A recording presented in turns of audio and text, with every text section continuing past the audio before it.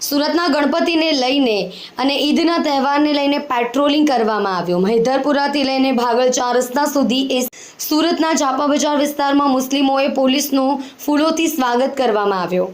કોમી એકતા અને ભાઈચારાને ફૂલ આપીને સંદેશો આપ્યો। आज ई डिवीजन પોલીસ વિસ્તારમાં જેમાં કે લાલગેટ પોલીસ અને મહેદરપુરા પોલીસ ચોકડીયા પોલીસ આવેલી છે તેમાં આજ રોજ ત્રણેય પોલીસ કર્મીઓ સાથે